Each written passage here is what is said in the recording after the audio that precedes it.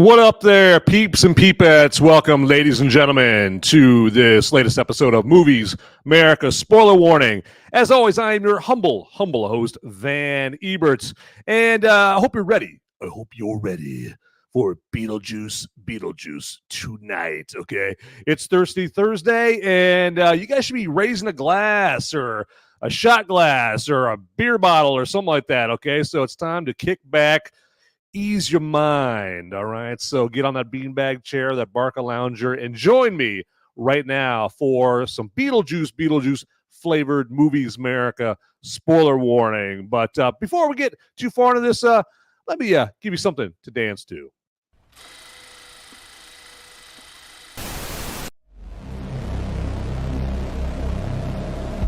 In a world where the number of movies available is great, but many are so bad, you'll learn a new definition of hate. One man sifts and reviews through the movie sludge. One man will be the movie cop, jury, and judge. He goes by many names, but you know him by Movies Merica.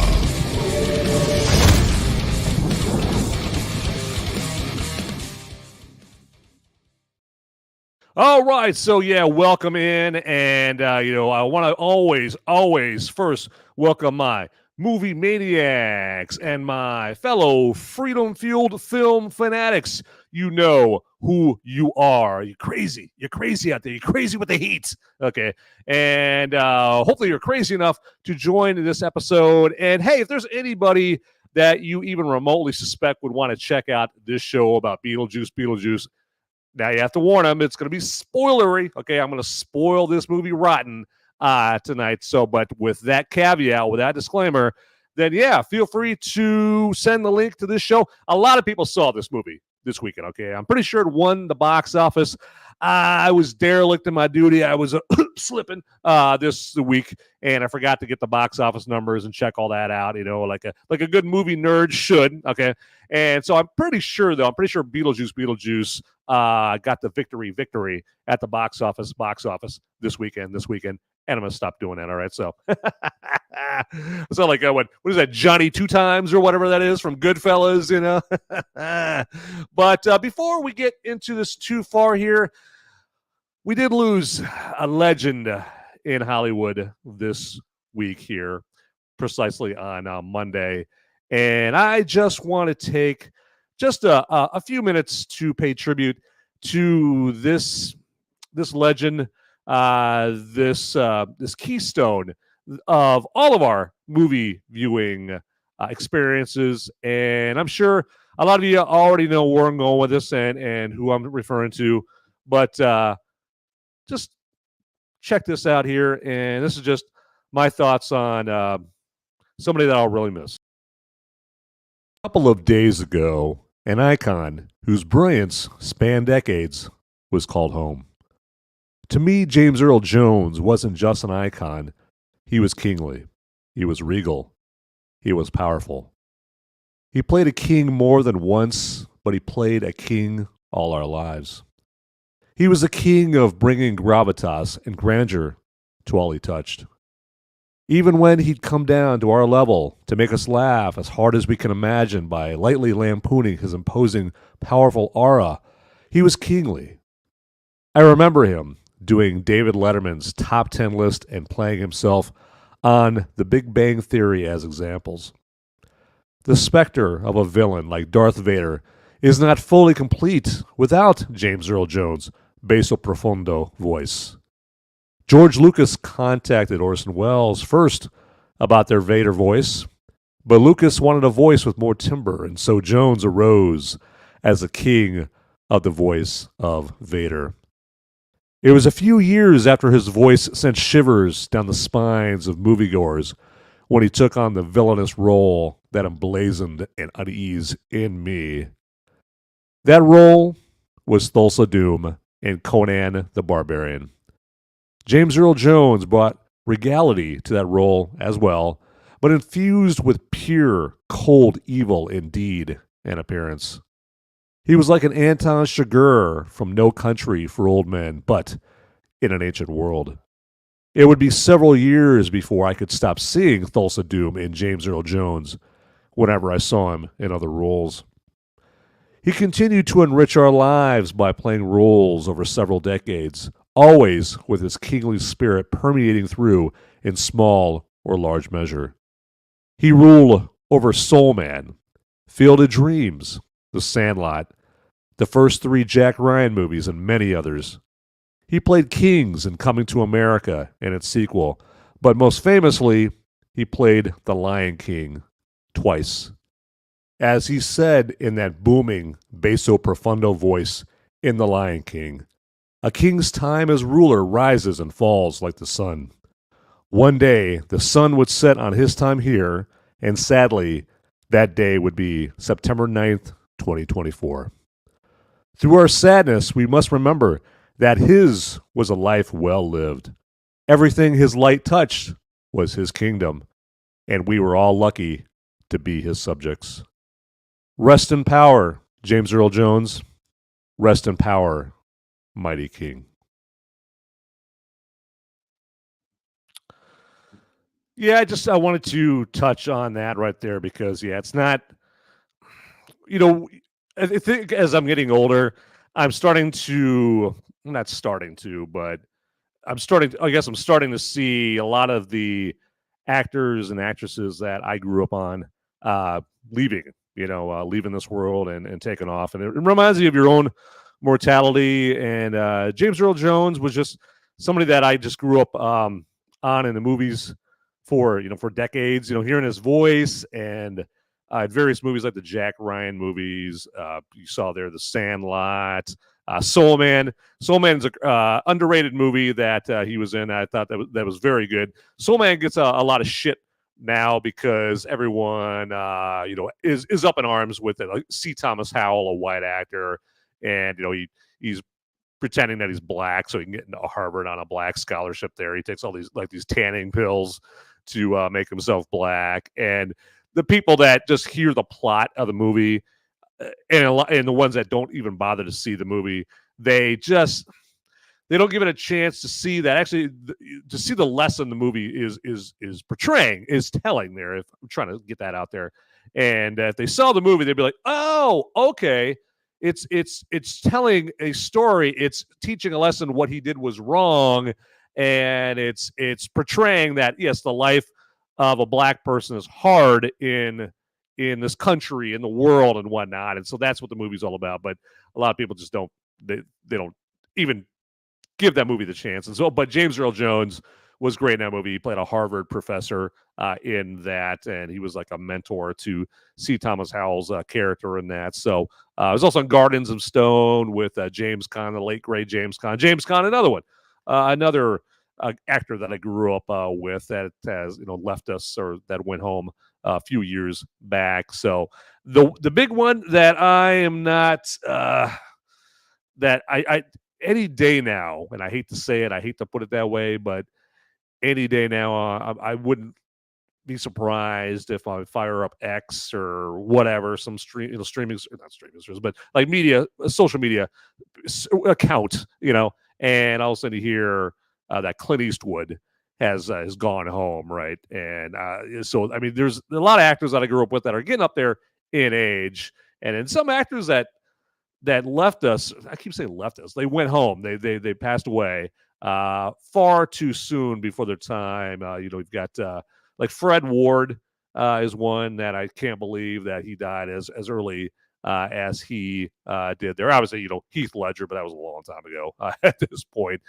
there. But anyway, that's just my James Earl Jones tribute. And he will be sorely missed. And I know one of the things that some people are just losing their shit about is that his voice will live on in AI, and so we'll always have his voice for Vader and other things and that kind of thing. But they're just like, oh my God, this is a blessing that occurs, with AI, and so, well, if you're doing if you are doing your job well enough to where you make yourself essential, if you're in Hollywood, if you're in the entertainment industry, And you have to make yourself, you have to work hard enough and smart enough to make yourself essential. And if you're not, and you get let go, and you're phased out or whatever, tough titty, said the kitty, but the milk's still good. All right, so nobody cares.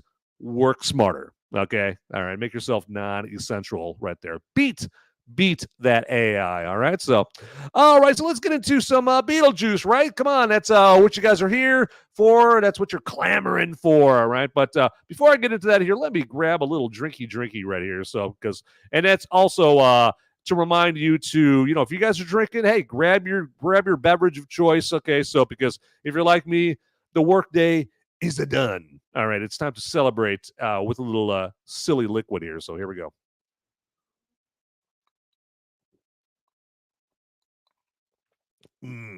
Very tasty.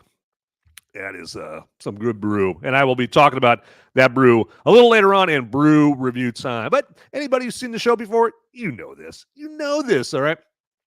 But about Beetlejuice, Winona Ryder is wasted in this. Okay, of course, she plays Lydia Deetz in this. And when I say she's wasted in this, I don't mean like swilly, silly, stupid on too much Boone's Farm wasted. I mean wasted with what they gave her to do in this movie. Okay, she's the opposite of what writers and directors gave her to do in such classics like Heathers and Great Balls of Fire, Reality Bites, Little Women, okay, Mermaids. So in those movies, she had, she was bombastic of sorts, and she was charismatic, and she was interesting. Interesting is probably the best word I could think of for that. And Beetlejuice, all she does is mug for the camera with, oh no, expressions, all right? In the original, though, she nailed the morose, gothy, detached teenage girl, but slips on a banana peel, though, when it comes to playing an aging mother in this new one here.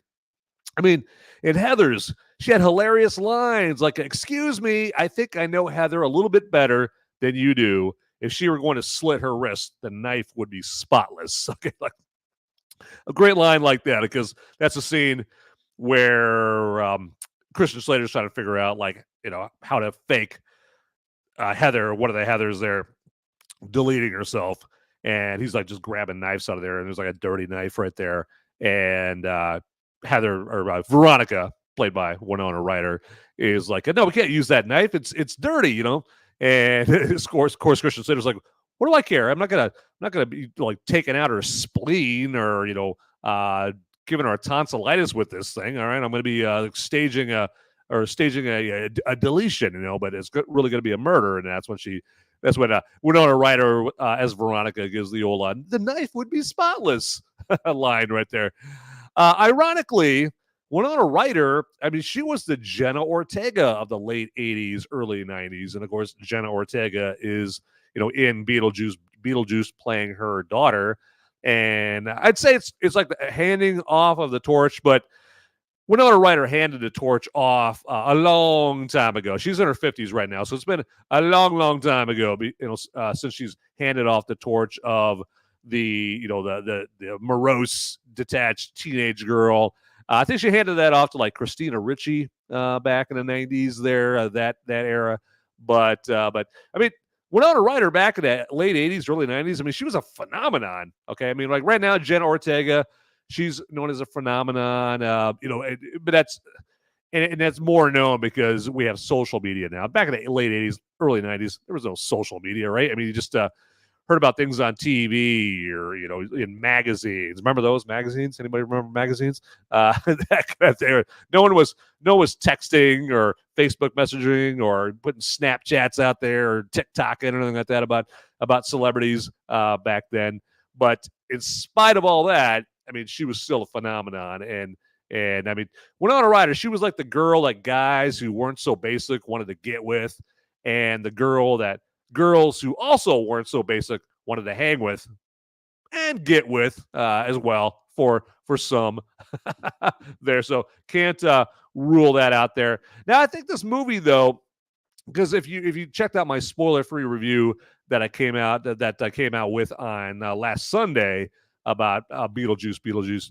You heard that I was none too pleased, or I was not entirely happy with this movie. It lacked the hilarity of the original, the non-pretentiousness of the original, because the other one just kind of the original one was just kind of like this innocent, kind of fun Tim Burton. It was like his second feature. He had done Pee-wee's Big Adventure before Beetlejuice, and that was it, right? And so he was just kind of like this, this little new director, innocent in his pursuits and his, in his creative pursuits. Had a little gleam in his eye back then, right before he went all big budget, went Disney and all that. So this movie is the exact opposite of that. Okay, Beetlejuice is just seems more corporate, okay, to me. But the movie, in spite of that, it had some good surprises, like leading you to believe that Astrid, the daughter of Winona Ryder's character, Astrid, played by Jenna Ortega, and then Jeremy, this kid that she meets, is of her own age, that she meets. It surprises you. It leads you on to think like their relationship is going to be like some typical teenage romance subplot. Then later on, you learn he's been dead since the 1990s, and he killed his parents. Because remember when Astrid first walks into his house, right? He's like, "Hey, would you like to come on over for Halloween night, and we could read poetry or something like that, or listen to records or something like that." And so he invites her over. She comes over on Halloween night, and she sees his parents. Like his dad is like sitting in a chair in front of a TV. His dad doesn't say word one to Astrid, and then we see his mother, and she's like milling around in the kitchen. She doesn't say word one to Astrid at all. We don't think nothing of it, right? And then they go upstairs, and Jeremy and Astrid are hanging out. But as it turns out, those parents that we saw are the ghosts of his parents that he murdered. And then, then he was, and then the 90s, all the stuff that he had in his room was all 90s related stuff. I mean, he had like a Pixies poster, for God's sakes, up on the wall. And that should have been like a clue, like, oh, something's off with this guy, okay? And now they reveal that he died from falling out of the treehouse that he's in when Astrid first meets him. He died from falling out of that treehouse when he was hiding from the cops after he killed his parents. And so it was a lot more in-depth and surprising than we thought right there. But I got Agent X6 here on the live chat right there. Here's, I'm sorry, I'm not doing my job over here, Agent X6. But Agent X6 has got out here, rest in peace, James. Yes, for sure, right there. A legend, a icon. He's just a fixture in Hollywood. And it almost got to the point where, I guess I should speak for myself. I took him for granted. I'd see him in movies, like, oh, this is James Earl Jones. Because I remember back in like the late 90s, he was in, or maybe it was the early 90s, he was in a movie called Excessive Force. And you guys probably haven't heard of that movie. Most people wouldn't have heard of that movie, but it starred Thomas Ian Griffith as like the Chicago cop, okay, kind of like Steven Seagal and Above the Law. But Thomas Ian Griffith, he is better known nowadays for being in Cobra Kai. Okay, he played like one of the bad guys in Cobra Kai. His name in Cobra Kai escapes me here. But James Earl Jones was in Excessive Force, to go back and tie this to James Earl Jones. So he was like worked for the cops, or he was like a friend of Thomas Ian Griffith's dad or something like that. But he kind of had a bit part in Excessive Force, and so that was back in the day when you just see James Earl Jones kind of pop up in this movie and that movie and just kind of take him for granted. But now I will not be taking him for granted, because he will be sorely missed, and I won't see him in anything. Agent X6, I was the same way. Yeah, it's like I remember the first time that I saw him in the in a movie was Conan. There we go. Jeez, I can't even talk tonight. Was in Conan there, and yeah, just like me, you were a little kid, yeah, and he freaked me out, right? Exactly. as Thulsa Doom, he freaked me out in that, especially right at the beginning of the movie, because, of course, at the beginning of the movie, they have all the warriors, the marauders of the cult of Set. Okay, is the name of this the cult that James Earl Jones, Thulsa Doom, is the leader of, because Thulsa Doom is like a wizard, right?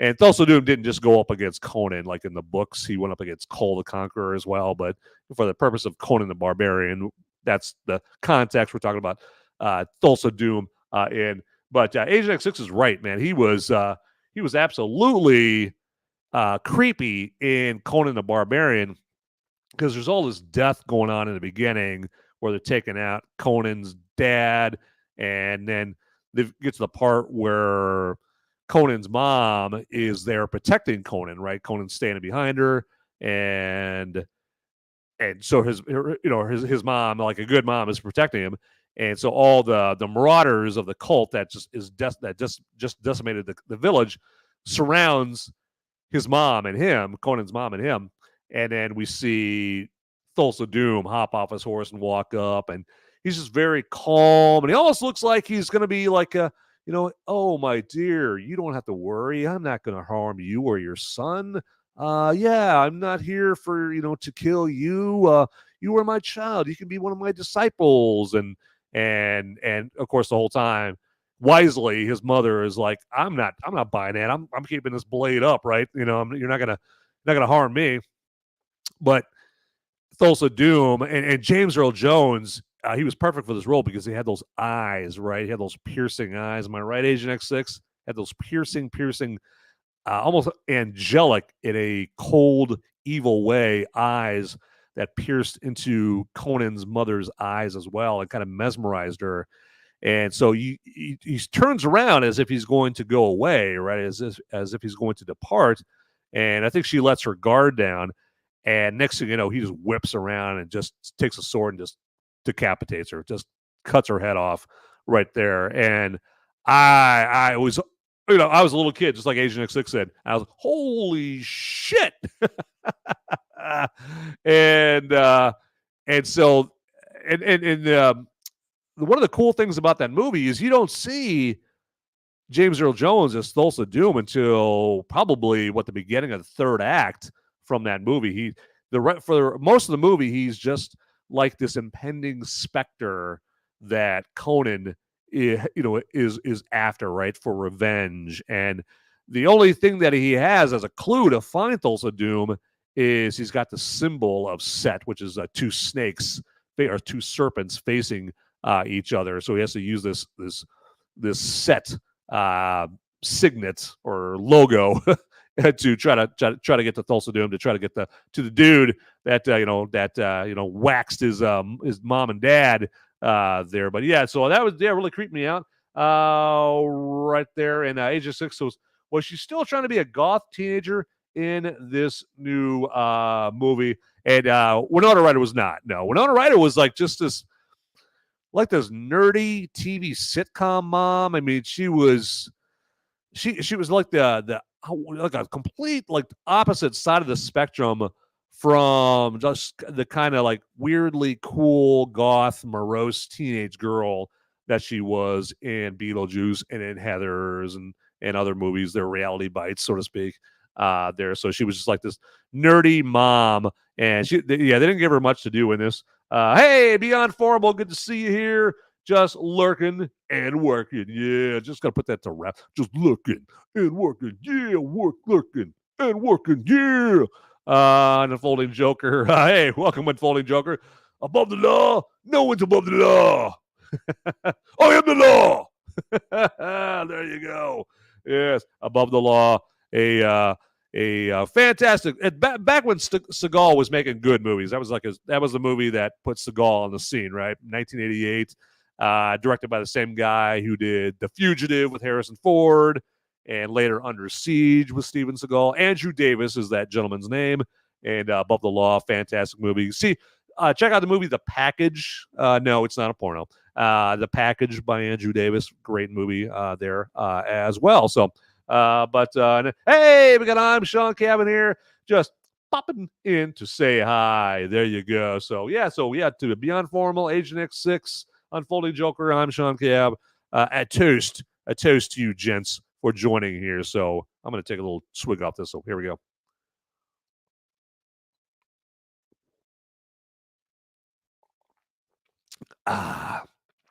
Apparently talking about Conan the Barbarian, one, gets me very excited, and two, makes me very, very thirsty right there. But and it also makes me want to watch Conan the Barbarian again. And the Conan the Barbarian with Arnold Schwarzenegger is definitely better than the one with Jason Momoa. Okay, that is for certain right there. And there we go. Yeah, I love this. Love the fellowship of the ring that is going on in the live chat on the Rumble side right there. For some reason, StreamYard is jacking up right here because it's not showing the comments there, so I can't put comments up on the screen from Rumble there. I know on Pilled you can't put comments from Pilled up there, but typically you can put comments from Rumble up on the screen. But some reason StreamYard is zigging when it should be zagging. All right, it fell for the banana in the tailpipe, and it's just not working right there. That is unfortunately too bad there. But and then another surprise that we had in Beetlejuice is they killed off Bob. Okay, I mean Bob, that's Beetlejuice's assistant, right? Beetlejuice's BFF, Beetlejuice's right-hand man, Bob of the Shrunken Head. Okay, so he's one of the Shrunken Head dudes in the Netherworld there, and they killed him off.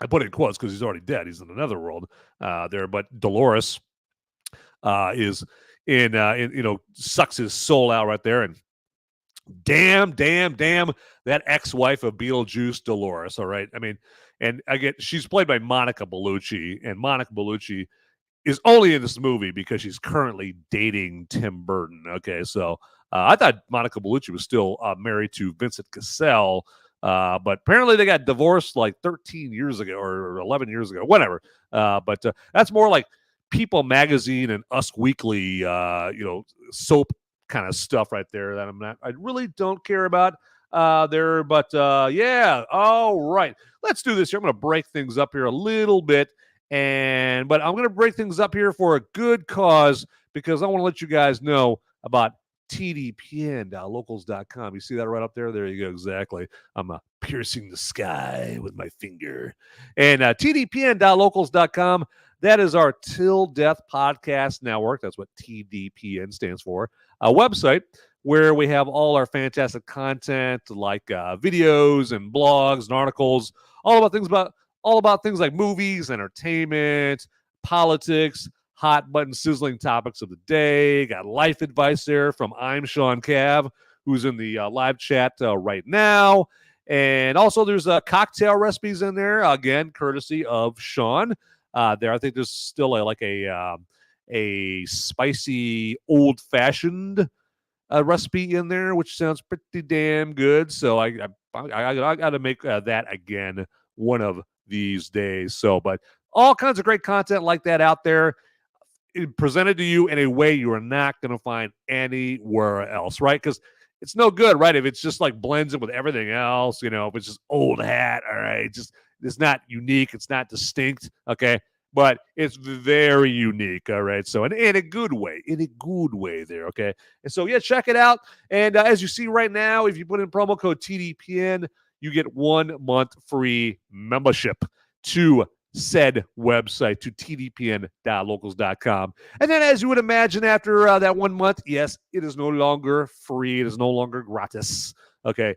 But it's only $3 a month, all right, minimum. Now, if you want to give us more than $3 a month, okay, let's say in 59 days, whenever the election is right there, let's say Trump gets elected. Well, it's going to take longer than that. So let's just say Trump gets elected and then he takes office on January 21st of next year.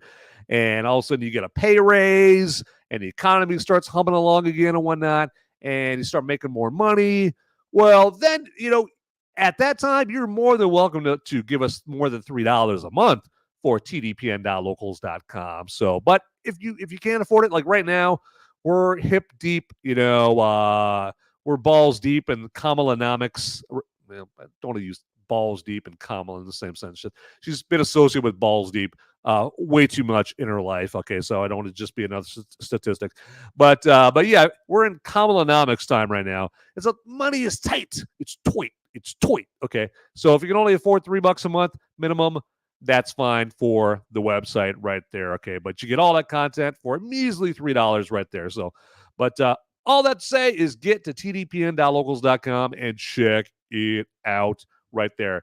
And then also, if you would be so kind to like this episode, hit that like button down there if you would. Okay, so help a brother out with this here. And then also feel free to, if you want to, if you're bored, if you're ever bored, and not that anybody ever gets bored, but if you're bored, hey, go to my Movies Merica page on Rumble and Pilled and on YouTube. Just look up Movies Merica. If you want to go into all my past episodes and hit the like button on all those, hey, more power to you. If you're feeling industrious, there you go. Okay, and whatnot. And then another button that you can click down there right now, if you haven't already, is click the follow or subscribe button to become one of my followers. Okay, there we go. Now, I'm not going to make you wear any robes or pass out flowers at the airport. Don't worry. All right. You're clear. And then another button you can click on down there if you haven't already is the notification bell down there somewhere. It's lurking down there somewhere. All right. It's working and lurking down there like Beyond Formal is. But yeah, go ahead and click that, and that does exactly what it sounds like. It's going to ding to let you know when there's a brand new episode of Movies Merica for you, okay? And then also, this is for the folks that are watching this episode not live, okay? You're watching it later on. You're watching the recording, okay? And for all you people doing that, first off, how you doing? Thanks a lot for watching. Appreciate that. Tell a friend. And also, I would love to hear from you down in the comments, okay? That'd be fantastic. Let me know, hey, did you like Beetlejuice? Did you hate it? Did you have a favorite character, favorite scene? Did you like the original one better than this one? So on and so forth. Favorite Michael Keaton movie? You have carte blanche already. You have a whole world of comment possibilities down there as well. Or you can, in the comments, let me know, like, Van, God, will you stop doing this thing you do? You're driving me nuts, man. Stop doing it. Or you could like, hi, Van. I love it when you do this. You turn me on so much when you do this. Keep doing it. And hey, by all means, put that comment in there and leave your number too. There we go. There we go. But all right, so we're going to move on from that not so proud moment of mine right there. Okay, but we got more Beetlejuice to talk about here, if I could stammer that out. But in Beetlejuice, they do the predictable thing and try to resurrect the joy and good vibes, paging Willie Brown's pleasure receptacle. They try to resurrect the joy and good vibes from the Deo scene in the first Beetlejuice by doing a musical scene to Richard Harris's MacArthur Park. Okay, and a lot of people might not know that song there. Okay, but that song is a classic, even though you may not know that song. And actually, it was a hit back in the late 60s, specifically 1968. But it just doesn't have as much of a fun vibe as that Harry Belafonte classic had, the Banana Boat song, Deo, right?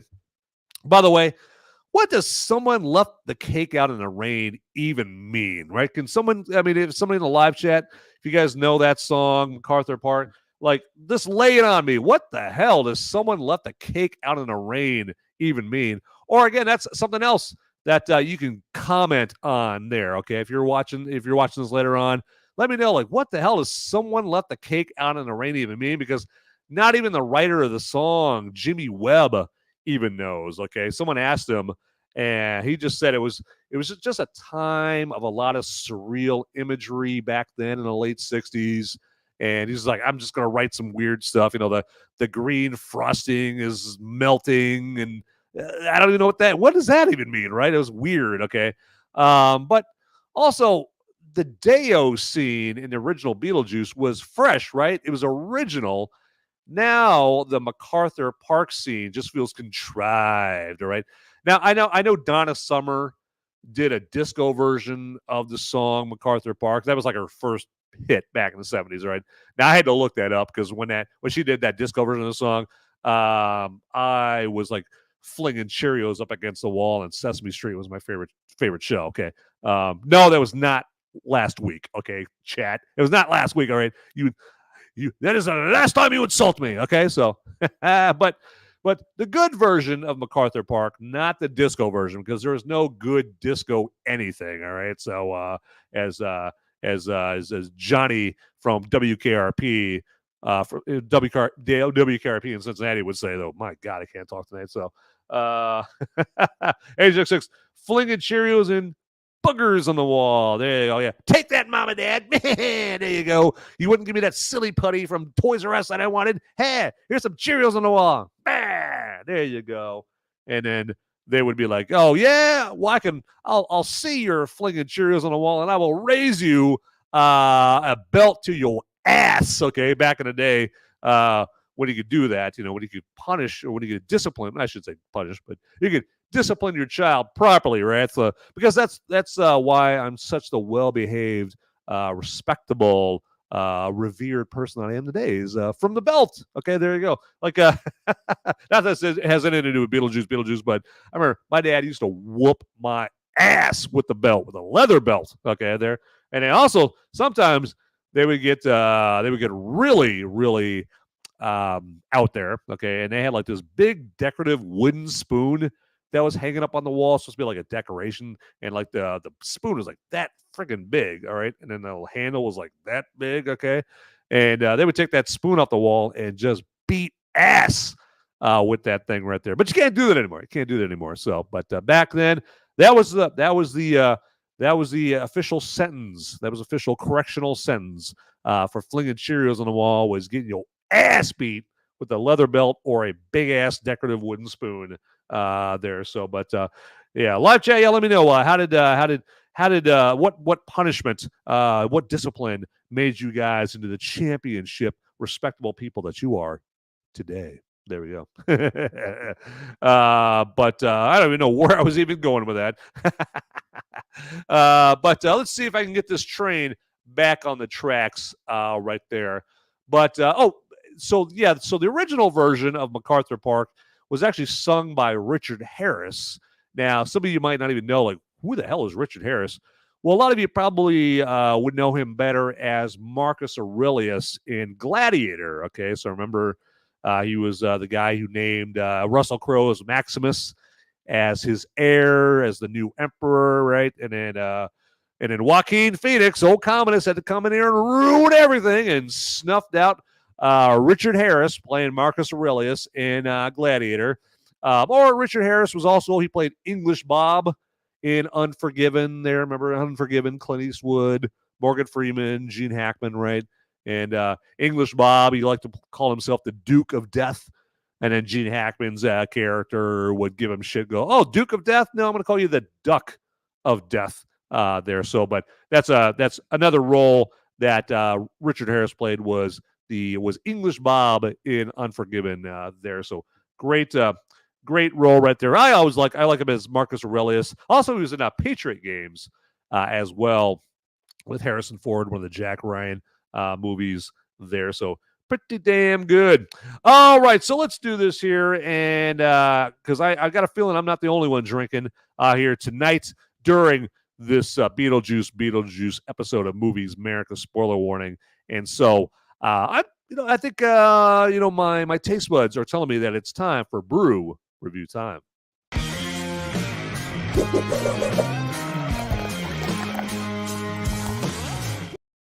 All right, so what I have got going on tonight is this is a fantastic beer. And so instead of keeping you all waiting and keeping you in suspense, this is a beer that I'm reviewing here tonight. So this is the New Holland Brewing Company Dragon's Milk Crimson Keep Dragon's Milk is what I should do. Or let's Dragon's Milk Crimson Keep. There we go. We'll call it that. We'll go with that. The judges?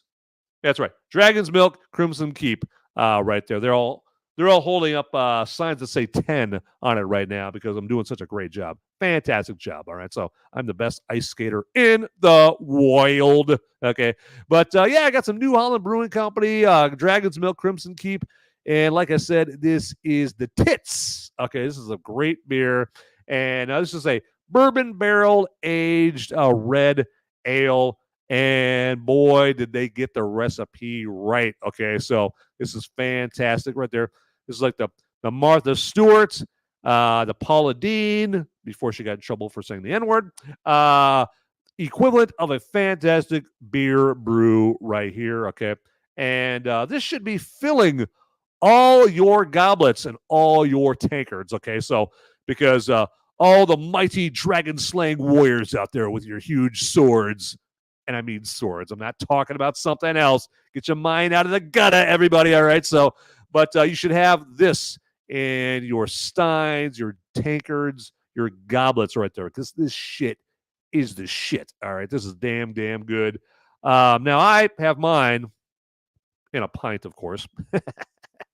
I'm fresh out of goblets and tankards and steins. Okay. Well, I have them. They're just all packed away. Okay. So, and I was too lazy to uncork, to unbox them all. But I got this big old tankard. It's really cool. It's all glass with like this metal ornamentation, all that's fucking great. It's very, very cool. It's got dragons and shit on there.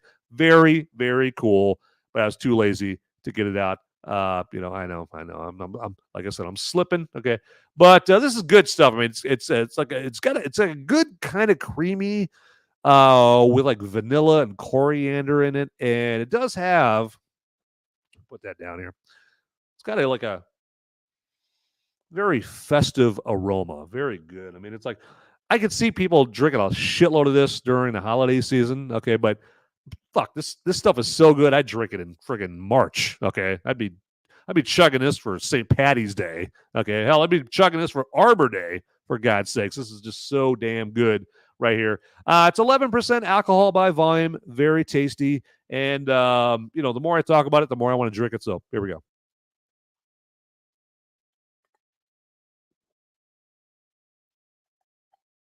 Resist the urge to drink the whole thing. There we go. All right, very good. So yeah, that is good stuff. And I'm betting like some of you here in the live chat or people that are working and lurking have had this have had this particular brew before, but it's probably not the most accessible brew out there. So you're probably gonna have to go someplace like Uber Eats because they deliver brew and just booze in general. Or drizzly.com and go someplace like that. Or Open Bar is an app on your phone. You can get the silly sauce known as beers and liquor and whatever, booze delivered to your premises right there. Pardon me. It wasn't very classy at all. All right. So, but yeah, grab yourself some of this stuff right here. Again, Dragon's Milk Crimson Keep. Let me hold that back up there for you. Look at it. Look at this cool label. Very, very badass right there. Comes to us from Holland, Michigan. Okay, so comes to us from the Mitten State. All right, there we go. The state that hosts my favorite college football and basketball team, the Michigan Wolverines. There you go, national champions. There you go in football. But anyway, so all right, let me try to ease myself out of here. About to pull out of some brew review time.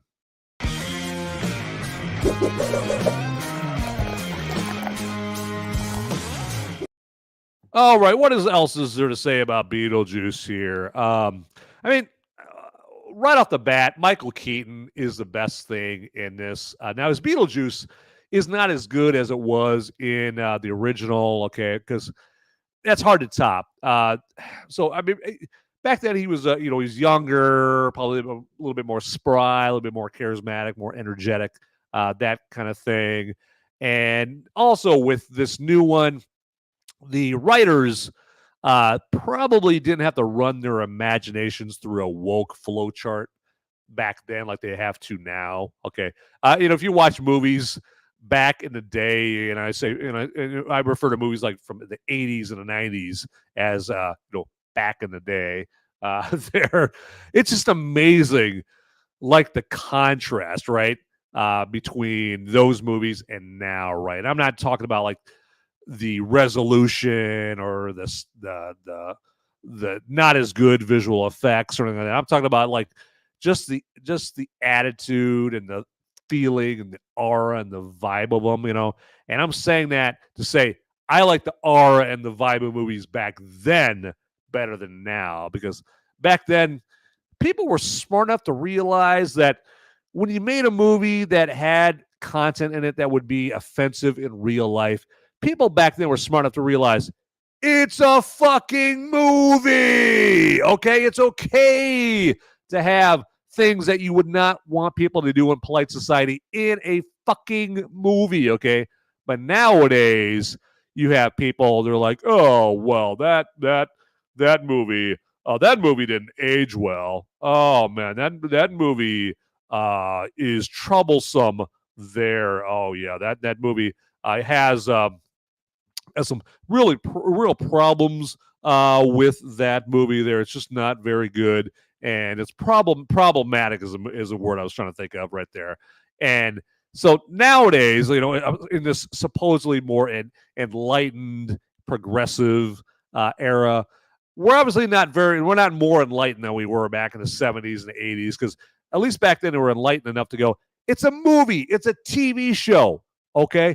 It's an artistic expression. All right, that's at least one of the things that artistic expression is for, is to get out of your system what you would not do in real life. Okay, all right.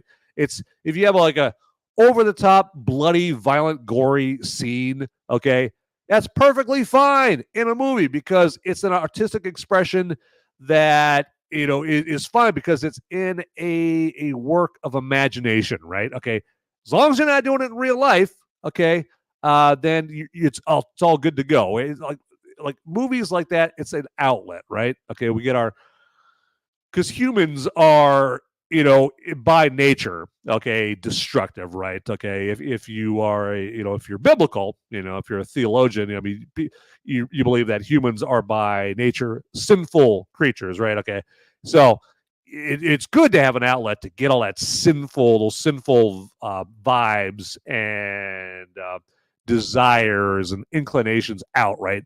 So you have movies with violence and sex and graphic profanity and that kind of thing, and movies that use slurs and that kind of thing, right? Okay, and that's to me, I'm like, that's perfectly fine. All of it is cool in artistic expression. All of it's cool. Okay, now in real life, no, I don't want some of those things.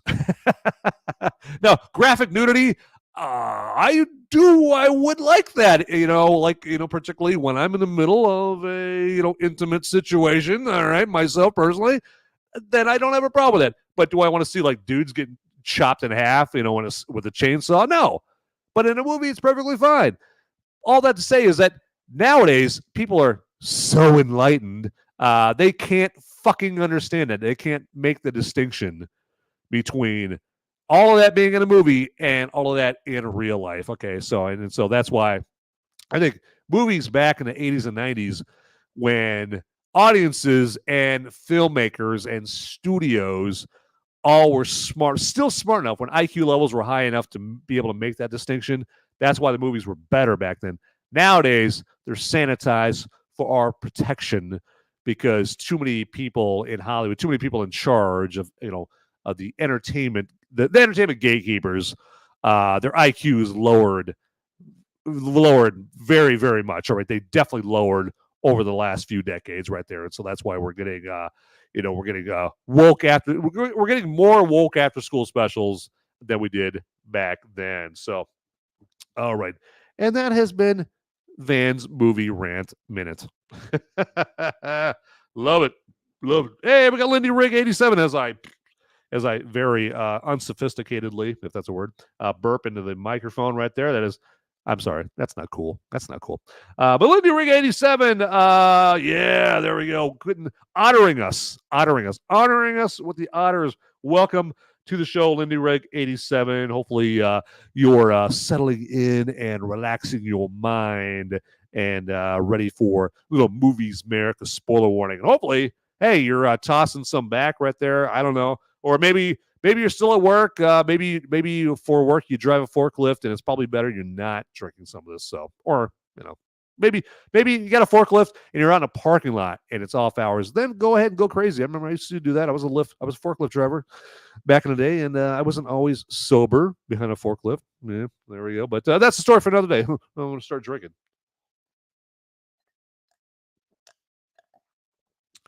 I had to start drinking to shut myself up. All right, there we go. I was opening myself up to litigation. But no, when I did that, it was after hours. We were out in a parking lot, and we were just doing like jousting with forklifts. That's all I'll say right there. All right. There's no video footage of it whatsoever. We're just having fun. We're having a good time. All right. So that's a good old harmless, good old American fun that we were having. Okay. So no animals were harmed in the making of that picture. It's all good. All right. There we go. All right. What else should we do? Oh, what I should do now is treat you guys to a little information about a great sponsor that we have for the show, and that is a Flip City Magazine. All right, so you may be wondering if you are one of the uninitiated to Flip City Magazine. What is Flip City Magazine? Is it a magazine that's it's about cats? Is it about the best lawn maintenance equipment? Maybe is it a magazine about gymnastics? Flip City, right?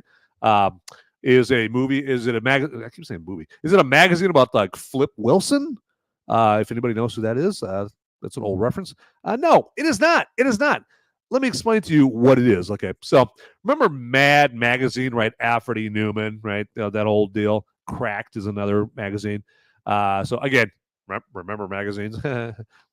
Well, Flip City Magazine is going retro. Okay, so because they realize there's nothing better than having a magazine in your hand at your fingertips, right?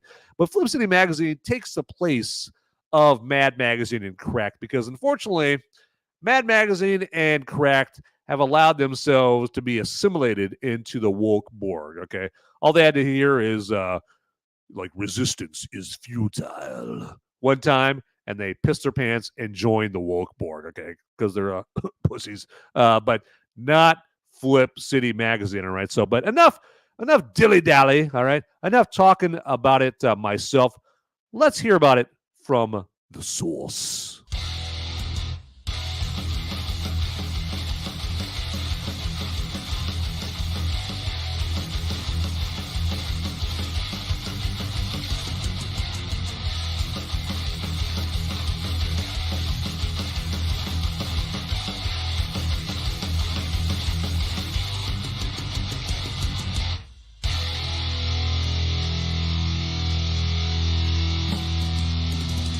I love Flip City. It has brought new types of badassery and integrity to the print medium. Genuinely cutting, but also funny, and obviously just chaotic and very fun.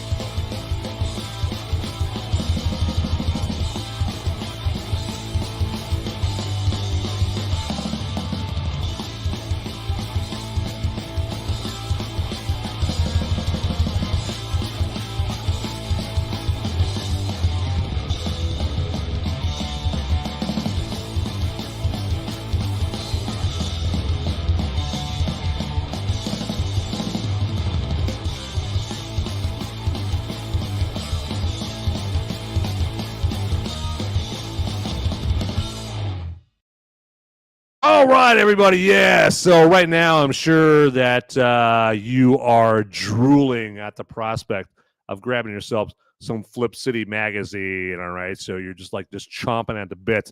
And we are making it very easy to satisfy that Flip City craving that you surely have right now by putting a Flip City link in the description down below. There's a Flip City link down there calling to you, like the siren song of some saucy, sexy sirens. All right, they're calling to you going, come down here and click on the Flip City link in the description, you handsome devils.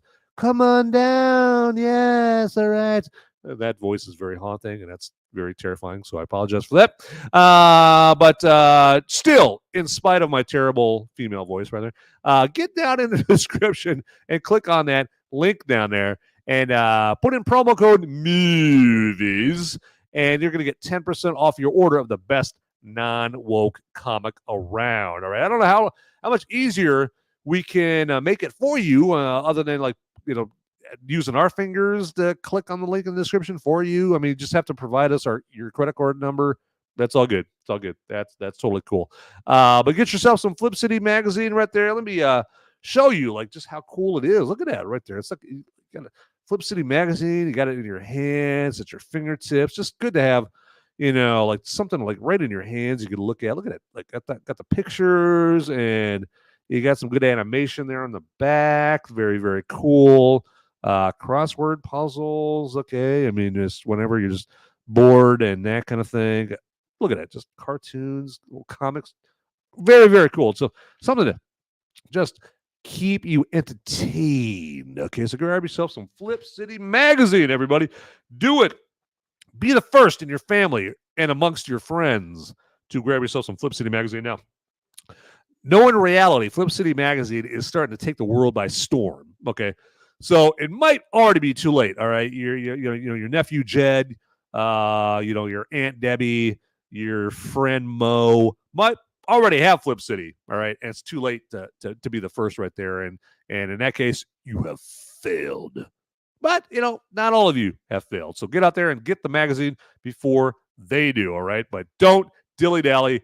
Get out there and do it. That is for sure. So, I mean, I don't want to be, you don't want to be the loser that doesn't get that magazine right there, because, I mean, we all need some laughs nowadays, right? It's, I know I need some laughs. I needed some laughs after that Trump debate the other night. Oh my God. It's the whole time I was watching that debate, I was like, Kamala would say something and she would do something to bait Donald Trump. And the whole time after she would bait him, I was like, Trump, don't you do it. Don't you take the bait. What are you saying? What are you saying? No, don't say that. No, don't take the bait. Ah! So after that debate, after he not only swallowed the nightcrawler on the hook, he swallowed the whole line. He swallowed the fishing pole. Hell, he swallowed the whole damn bass boat. All right. I needed something to make me laugh, and so I needed some Flip City to make me forget. All right, to take the pain away. All right, so Agent X6 here in the live chat there on the Rumble side, I believe.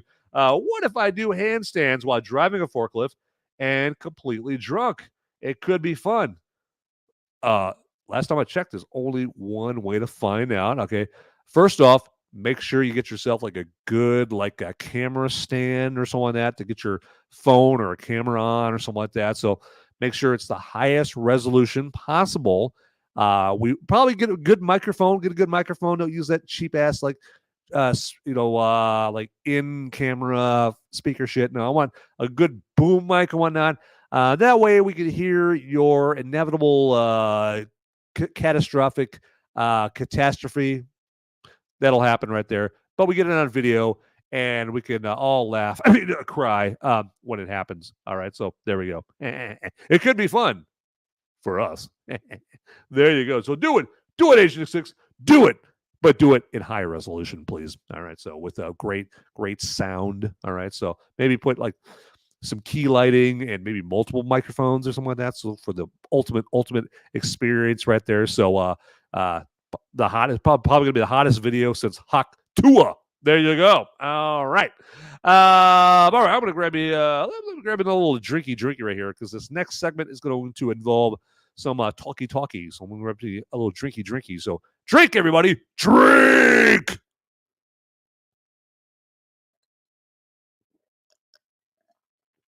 All right.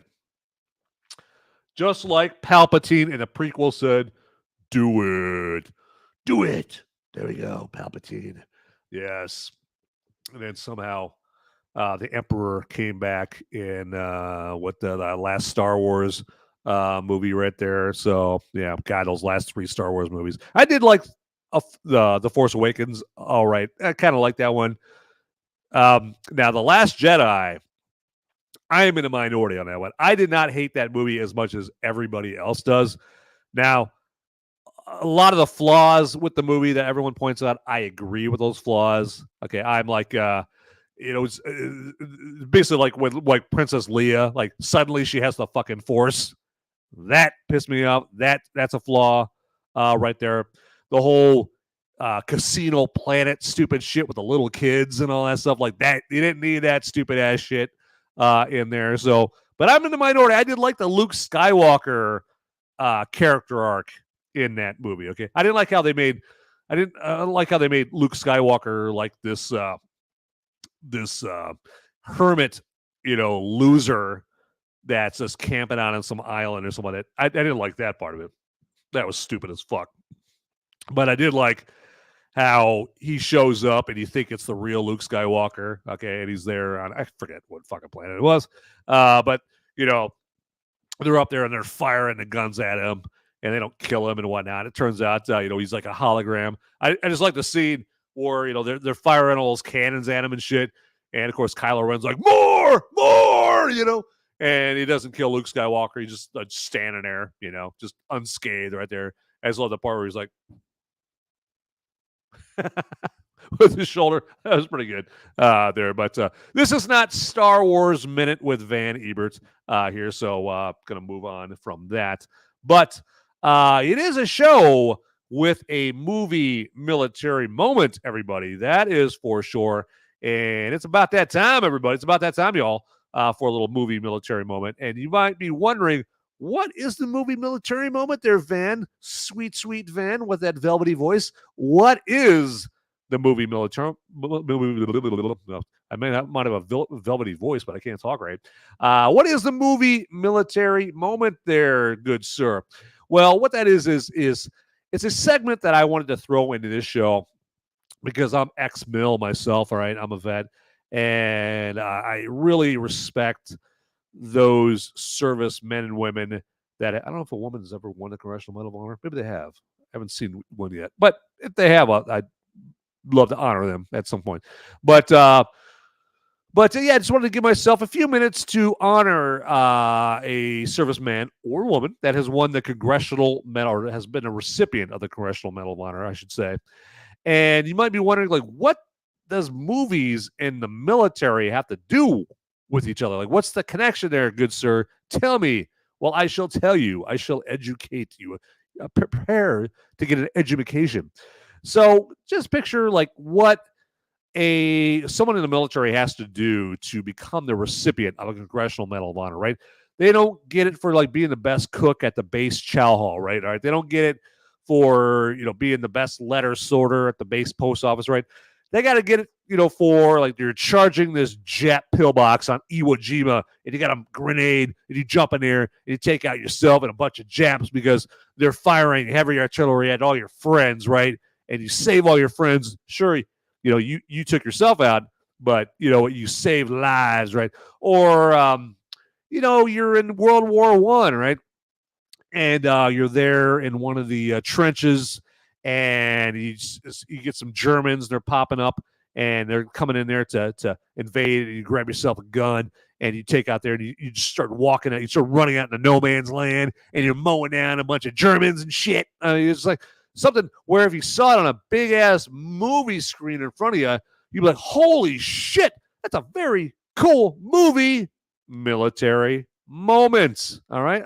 Are you picking up what I'm putting down there? Ladies and gentlemen, boys and girls. Yes, I know you are, of course, right there. And so we are going to talk about a movie or a Congressional Medal of Honor recipient in this one, of course.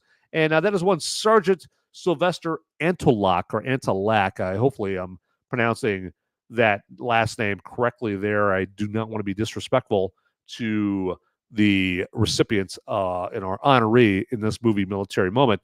But we have got to get into this, but I believe Sergeant Antolak deserves a proper intro. So here we go.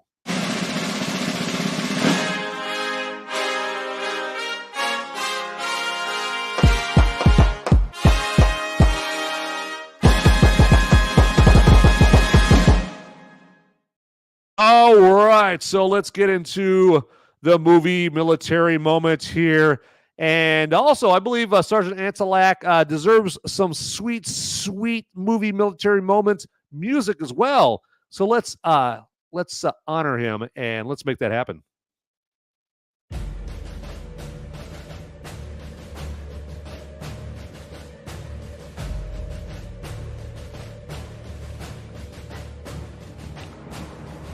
This is the movie military moment. And for this movie military moment, I honor one Sergeant Sylvester Antilak, who fought for us in World War II. And let's find out more about Sergeant Sylvester Antilak, shall we? Near Cisterna di Littoria, Italy, he charged 200 yards or flat, coverless terrain to destroy an enemy machine gun nest during the second day of the offensive, which broke through the German cordon of steel around the Anzio beachhead. Fully 30 yards in advance of his squad, he ran into withering enemy machine gun, machine pistol, and rifle fire. 3 times he was struck by bullets and knocked to the ground. But each time he struggled to his feet to continue his relentless advance. With one shoulder deeply gashed and his right arm shattered, he continued to rush directly into the enemy fire concentration with his submachine gun wedged under his uninjured arm until within 15 yards of the enemy's strong point, where he opened fire at deadly close range, killing 2 Germans and forcing the remaining 10 to surrender.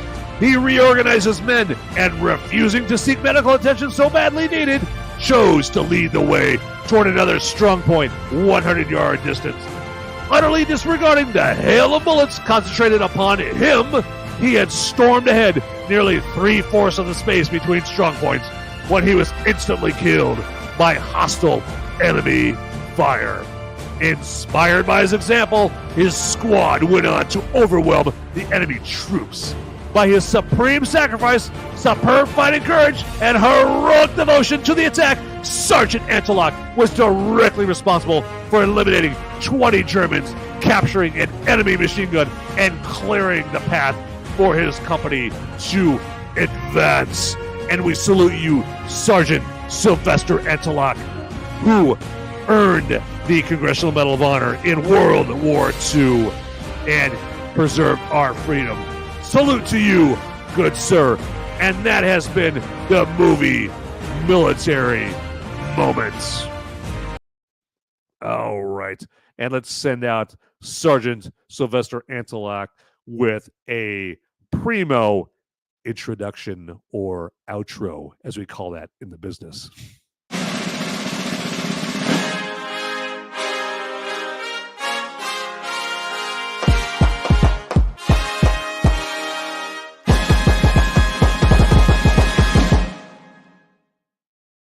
Fuck yeah! There we go. Hell yeah! If you're not feeling patriotic right now, you're probably a Democrat. So I'm sorry. Did that come out loud? Did I say that out loud? I apologize for that. That is totally uncalled for, inaccurate. But it's just not the kind of person that I am. I'm absolutely right. And Democrats, they are fine people. They're not. And so they are totally perfect. They're totally patriotic. They love flags. They hate them. And they love being proud of this country. They wish it would burn down. And I love them so much. All right. So there we go.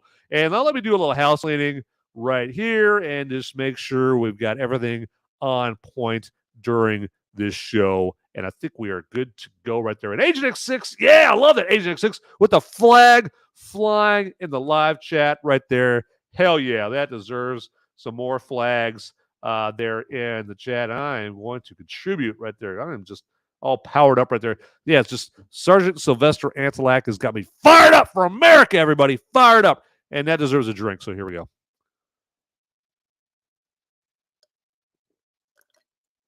As you can tell, I'm feeling that 11% alcohol by volume right there. So there you go. I'm loving it right there. It's got me feeling good. It's warming my cockles. That is for sure. And just to remind you guys that if you guys are appreciating what I'm doing enough to, like reach into the old wallets and, grab some money that folds, not the kind that jingles, but some money that folds, okay? What you can do is if you're checking me out on Rumble, you can give me what's called a Rumble rant, okay? That's a way to throw some money my way if you're so inclined. If not, totally cool, all right? But how you can do that is if you're in Rumble, down by where you type in your live chat message, if you click on the button with the $sign on it, then it's going to ask you how much you want to donate. Okay, so it could be $1 or $2 or $5 or Benjamin Franklin if you want. If you're having a good month, by all means, definitely do that. YouTube, you can give me what's called a super chat, and how that works is in YouTube, just down by where you type in your live chat message, just click on the button that has a dollar bill on it, okay? And you can choose how much you want to donate right there. Now, if it's your first time doing it, it's going to ask you like for your credit card information and all that stuff, because obviously it has to know, like, where do I pull the damn money from, right? That's how that works right there. I know. I mean, yeah.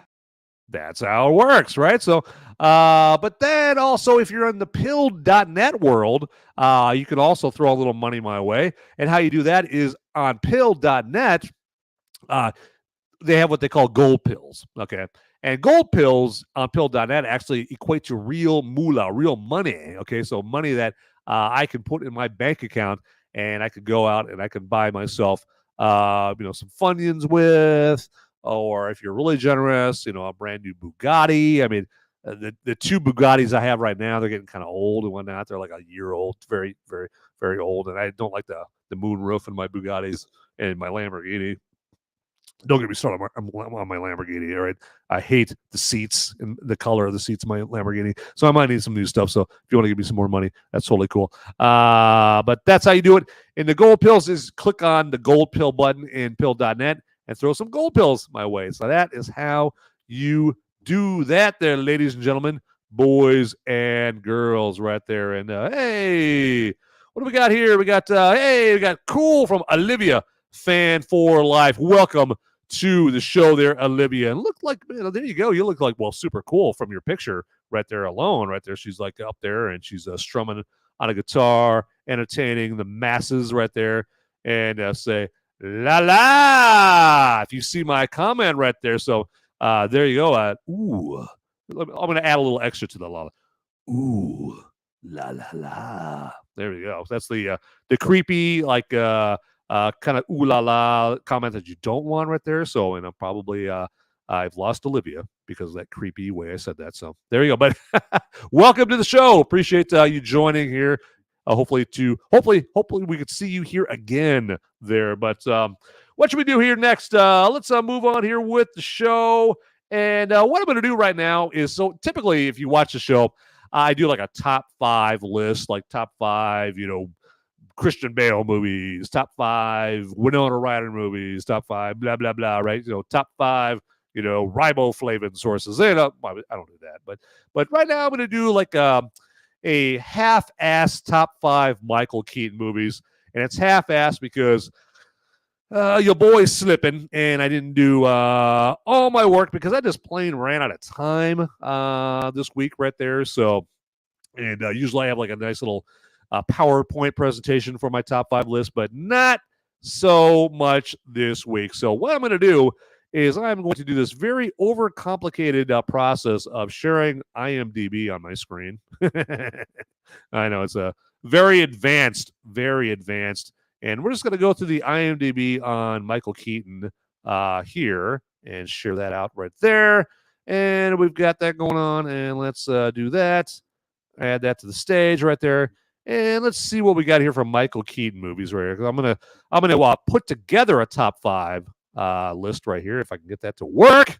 There we go. All right, internet, get back here. Okay, there we go. All right, so let's check out his filmography. And all right, and ignore any porn pop-ups that you see there. That is absolutely no reflection on what I typically consume on the internet there. Okay, that absolutely is no indicator whatsoever.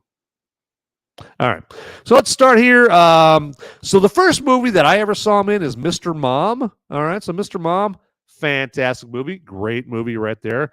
Night Shift, I saw that a long time ago, like long after I saw Mr. Mom. Mr. Mom would get consideration for the top 5 list. So let's make note of Mr. Mom.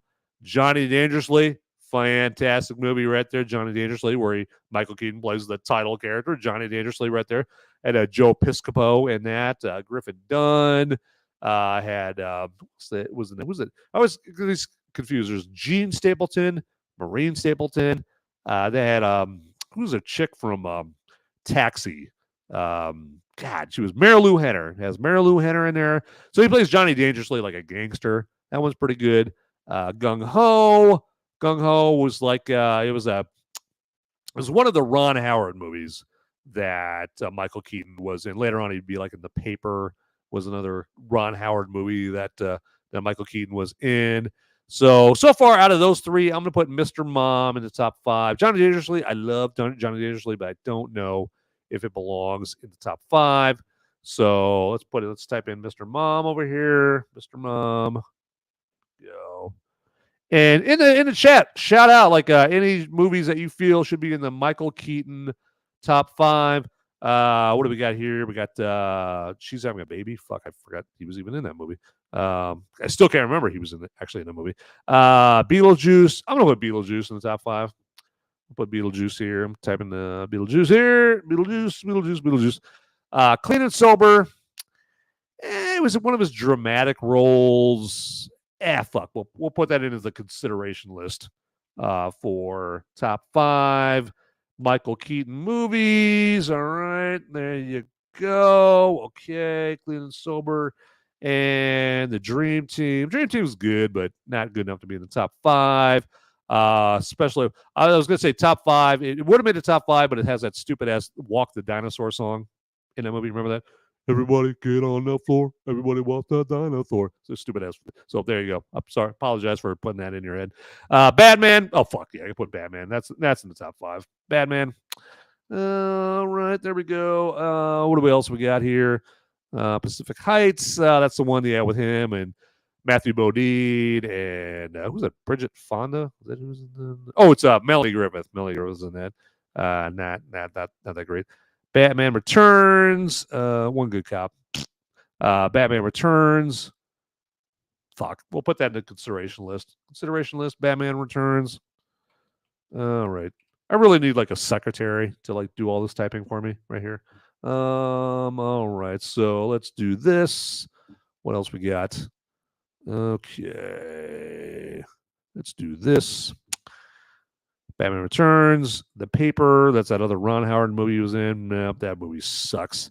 I watched that again like recently. Not that good. Speechless. Nope.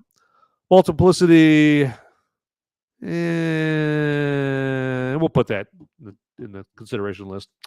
Multiplicity. Because that one was like just from a pure technical visual effects, like revolutionary kind of aspect. That was it was a movie that really pushed the boundaries or pushed the technology, because Multiplicity is basically where Michael Keaton's character he clones himself, right? So there's a shitload of Michael Keaton's running around in Multiplicity, and the more that the more clones that he creates, the dumber the clones get, the later clones that he creates right there. Jackie Brown, he was like barely in that movie there. Out of Sight. Again, he plays Ray Nicolette, barely in that movie. He was in there long enough to give you the idea. Okay, he's Jennifer Lopez's like boyfriend, even though the dude's married, and he's just kind of they portray him as kind of a dumbass and Out of Sight, so he's not even hardly in there. He kind of started falling off his game here, didn't he? Look at this. Like, I don't see any like major movies. He was in First Daughter. My God. If you're like in a movie and you're like playing second fiddle to fucking Katie Holmes, that's when your box office is gone in the toilet right there. Oh, your Hollywood cachet is gone in the toilet. Let's see. Jeez, I might have to scroll a lot. Look at this. So then we get the other guys. other guy's another movie where he's just like a bit player and it plays the chief. There he's their police captain that has to work at Bed Bath and Beyond on the side. What do we got here? RoboCop. He plays like the CEO of the company that creates RoboCop. As my eye starts drying out. All right, and Need for Speed. Didn't even see that fucking movie. Birdman. We'll put Birdman in there. Birdman. Fuck, I might be putting Johnny Dangerously back in here. Fuck, I forgot that. I forgot that Michael Keaton had that freaking long ass streak of like where he just wasn't even relevant hardly in Hollywood. All right, what brought him back? I'm trying to think of the one that brought him back. Like, I'm looking at this streak of movies. Okay, so he was Out of Sight. Jack Frost. Out of Sight. What? I'm trying to think. Jackie Brown. Multiplicity. I wonder if Multiplicity was a movie like I bet they probably spent like a shitload on Multiplicity with like the special effects, and it made like $7 at the box office. And they're like, "Fuck Michael Keaton, we're not putting him in shit anymore. He doesn't get to star in anything anymore." And then we go from was it 1996 all the way through 1996 to fuck. Wow, what's the next movie that he's really like the clear star of? Birdman. So from 1996 to 2014, Michael Keaton was just like an afterthought in movies right there. Unfortunately, because he's a great actor, but he must have had a shit agent back then. So Birdman is in there. All right, so Birdman is like, because he was nominated for an Academy Award. He might have actually won one. Here, let's fucking click on that. Okay, let's see. Won for Oscars. Let's see. Do you win that shit? Come on, internet. Fucking go. I'm clicking and ticking. What the fuck? It's probably coming up on some other screen. All we see is 1 4 Oscars, 192 wins.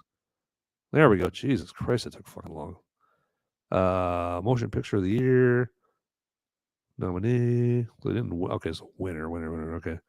So winner, chicken dinner for the director and the movie. But he got nominated, but did not win. Edward Norton. Oh, yeah, Edward Norton was pretty good in that. Emma Stone. Yeah, they're probably like, fuck, Emma Stone, you've got enough Oscars by this fucking time, all right? Well, she might not have actually won. Because when did La La Land come out? 2017. Let's click on here. I'm clicking all over the place. When did La La Land came out? La La Land came out in 26, the year after. Okay, there we go. All right, so we're going to move on. There we go. As you can tell, my mind wanders a lot. Okay. All right. So Birdman. So yeah, Birdman. So he was nominated for an Oscar. So he was nominated for Oscar Gold, and then that's when his fucking dance card, his date book started filling up. His little black book started getting numbers in his black book again, and so Spotlight. Okay, yeah, he was kind of a player in an ensemble cast in Spotlight, so I'm not going to put that in there. So because he was in that with Rachel McAdams and Mark Ruffalo and Liev Schreiber and some others in there. The Founder is good. I'm going to put The Founder in the list. The Founder is in the list, not The Flounder. The Founder. He plays Ray Kroc right there. Spider-Man Homecoming.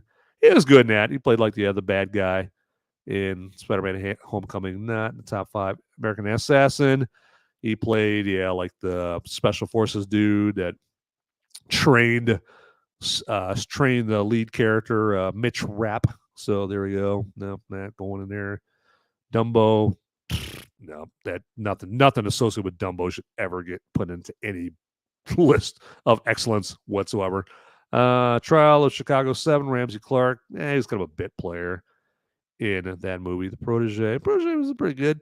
Protege kind of played like this kind of James Bond kind of character in that. So he was like this suave, sophisticated, like special forces dude, like but he was like dressed to the nines, suited and booted, that kind of thing. It was like kind of a different look for Michael Keaton. That was was different, but in a good way.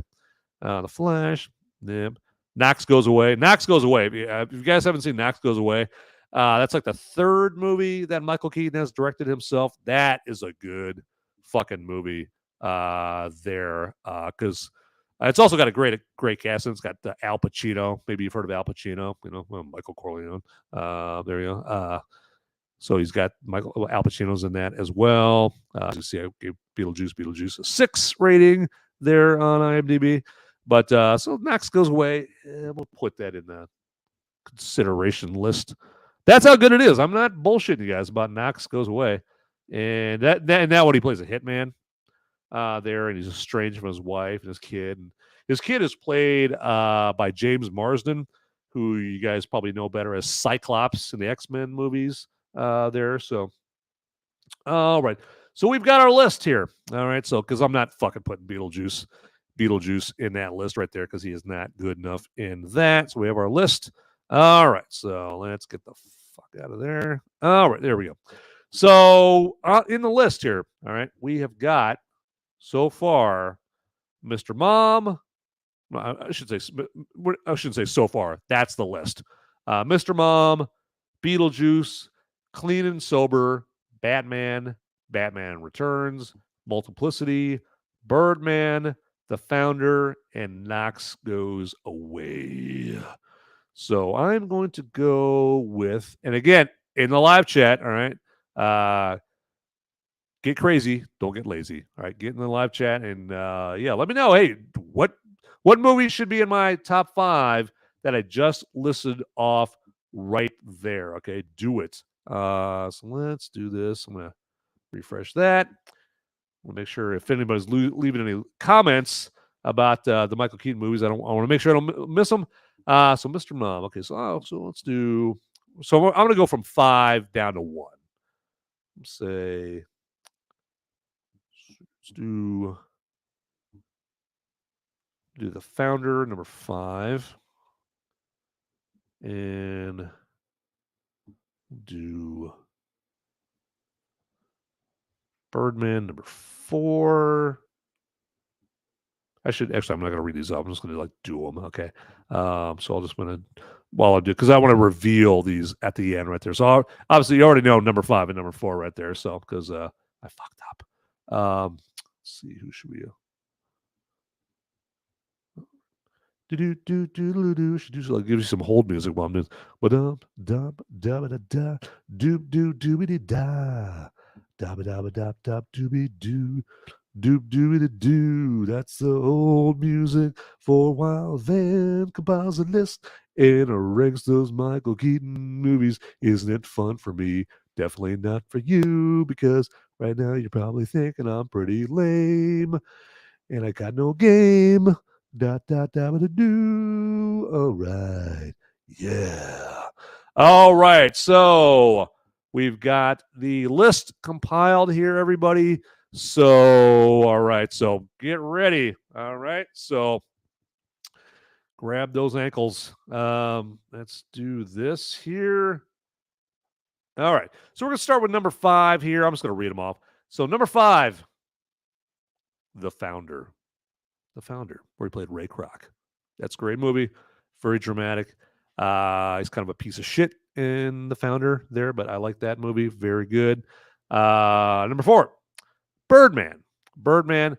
That's the movie where he, weirdly enough, his character is fashioned after a real life Michael Keaton, right? Because his character in that is a actor who is famous for, when he was younger, playing this superhero, right? Okay, playing this massive box office smashing superhero character called Birdman. And now he's trying to be taken as a serious actor. But he's a washed up, he's a has-been. And as you saw earlier when I was reading off earlier, the jump from 1996 to 2014, fuck, that's a long time. So he was washed up by the time 2014 and Birdman came around, right? And so that's what Birdman's is that's the character arc, or the description of the main character played by Michael Keaton, Birdman, right there. He's doing this Broadway play with his daughter, and then Edward Norton's another actor in the play, so that kind of thing. All right, number 3, we've got, yes, the caped crusader, the Watchman of Gotham City, Batman.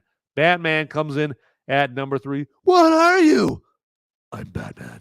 Yes, Michael Keaton. The movie that really got a lot of people pissed in their pants. Like, what? Michael Keaton, Batman? What the hell? That makes no. Mr. Mom is Batman. Man, you should have seen that. If you weren't alive back in 1999, you cannot appreciate near enough the backlash, the shit show, how much everyone was freaking the fuck out about Michael Keaton being named Batman right there. Because at that point, he was mostly known as like a comedic actor. He was basically known for Mr. Mom and Johnny Dangerously and The Dream Team and then Beetlejuice. And Michael Keaton is not a imposing looking dude, right? He's like what 5'9" or something like that, he's very diminutive, and so, and he was just known mostly for, getting the laughs, making you chuckle. And here's Michael Keaton being played, the Dark Knight, right? And so people were freaking out about that. They're like, Michael Keaton, what the hell? Why didn't you make Danny DeVito Batman? What was George Carlin too busy? What the hell? Like Billy Crystal? What did he not pick up your calls? I mean, just everyone freaking out about Michael Keaton being Batman. And then, of course, when Batman came on 1999, in the summer of 1999, my God, it was a phenomenon. It was Batman everywhere. It was Batman cereal, Batman lunchboxes, Batman posters, Batman action figures, Batman everything. You drive around, Batman billboards everywhere and whatnot. Every 5 seconds on TV as a Batman, 1989, Tim Burton, Michael Keaton, Batman. Everything was just Batman, 1999 everywhere. A phenomenon, right? When you think of movies like Titanic, right? Or The Avengers, right? Barbie last year. I mean, it's phenomenons like that, big phenomenons, that kind of thing. Back then, though, Batman was a bigger phenomenon because we didn't have as many entertainment choices back then as we have right now. So, like right now, we have 70,000 fucking channels and shows and streaming services and fucking social media, websites, all this shit, right? Back then, you didn't have all that shit. So movies had more prestige, right? They had more stature. And so when a movie was a hit, it was a fucking hit, right? Okay. And so, yeah, it was a massive right there. So, and, all right. Yeah, we got, there we go. Oh, look at that right there. Glad to see we've got some comments over here on the YouTube side right there. There we go. So kicking ass and taking names. All right. So, all right. So let's do this here. And we're going to move on to number 2, because Batman was number 3 right there. And that is going to be number 2 is going to be, I already mentioned it, Mr. Mom. Well, of course, I already mentioned it right there because it's in the list. There, Mr. Mom. That was the very first Michael Keaton movie I ever saw. Okay. And this tells you how old I am. How old I am, man. Not as old as Joe Biden putting on that MAGA hat like a complete pushover that he is. Wasn't that hilarious? I know it's a movie show, but I had to, like, a little sidebar right there. Like, I just couldn't believe that. Like, that's our current president, is this old, dusty, crusty, fossil fuck. Is like at some firehouse or something like that, I think is where it was at, wherever it went down. And he's like just up there, just rambling. Hey, recommend here in Scranton. I was on a Amtrak train, and I'm diddling this little kid. I mean, I was campaigning for office, and hey, you fucking dumbass. Hey, put this Trump hat on. Okay. Right on the head, right there. And now, video, pictures of Biden with a Trump hat on. Hilarious. Right there. But I'm not that old. That's the point I was trying to make, is I'm not that old. But when Mr. Mom, the first time I saw Mr. Mom is when VCRs were first coming out mainstream. Okay. And my parents, they were like a very devout Christian types, right? And so we didn't have a VCR. Plus, we're probably cheap. But we didn't have a VCR. So we had to go to a fucking U-Haul store. Okay. U-Haul trucks and all that stuff, right?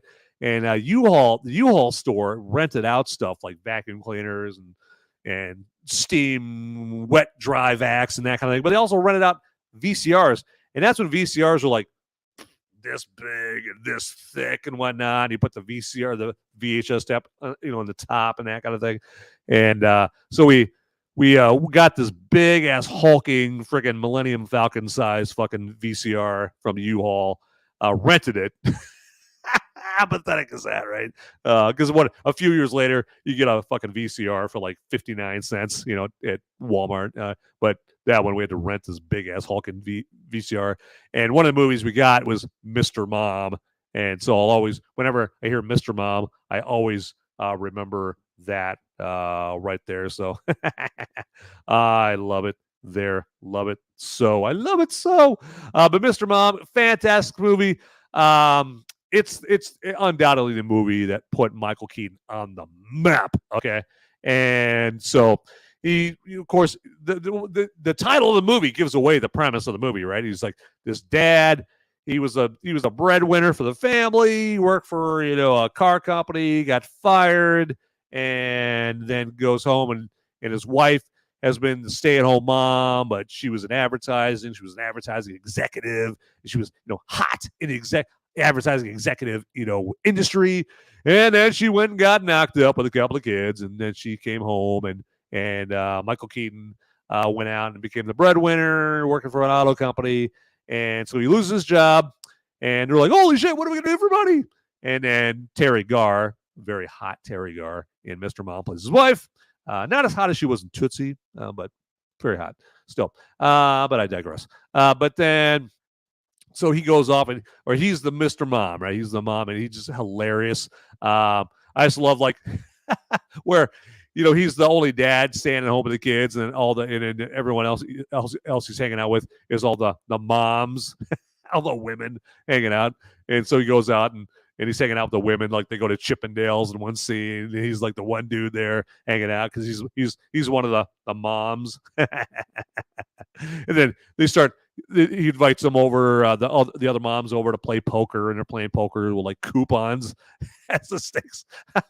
They're anteing up with we're anteing up. Here's a coupon for SpaghettiOs. Here's a coupon for some tampons. Here's a coupon, for some ice cream and whatnot. And I remember one of the moms, this is one of the lines that just sticks with me. One of the moms playing poker, she's like, oh, wow, I just won myself a coupon for frozen dinners and a maxi pad. Oh, this is serious poker, I just love that line there. But Mr. Mom, check it out. It's hilarious. Martin Mull, the late, great Martin Mull that we lost here recently. He plays Terry Garr's boss in that. And just hilarious. Just classic moments in Mr. Mom. But that's the movie that put Michael Keaton on the map right there. And then my number one Michael Keaton movie in this half-ass top 5 Michael Keaton list is one Beetlejuice. It's just hilarious. He was hilarious in Beetlejuice. Hilarious in that. So not quite as hilarious in the movie of this episode that we were covering tonight, Beetlejuice, but in Beetlejuice singular, quite hilarious. He was the ghost of the monster, right? There we go. Just love it. Just love it. What was the other line he had right there? So, God, I was going to say, the juice is loose, but that was in this one here. But nice fucking model. There you go. There's another line. But he had a lot of comedic moments in this, playing off of Alec Baldwin and Gina Davis, and then Jeffrey Jones. I know you're not supposed to say his name. Then Catherine O'Hara, Winona Ryder, of course, in there, because Winona Ryder was young, and he wanted to marry her in that movie. But he really brought it out. And I like how, so with the way he looks, so like the black and white stripes, in his outfit that he wears. Well, that wasn't Michael Keaton's idea. That was Tim Burton's idea. But pretty much everything else in the way that Beetlejuice looks was Michael Keaton's idea, like the mold and his hair being all over the place and shit, and the eyes, and then the whiteness of his face and that kind of thing. And then just, of course, all the verbalization, all the bringing to life of the character of Beetlejuice, and all the quipping, because Michael Keaton did a lot of improvisation, a lot of quipping as Beetlejuice in that movie. Some of it was written, of course. There was a script for it and that kind of thing. But a lot of it, Michael Keaton just pulled out of his ass, and hilariously so in that. And they didn't have a whole lot of money to do it with. I mean, you can kind of tell with the movie nowadays. You look at it like, okay, this movie did not have a big budget, but actually that kind of works for it too, doesn't it?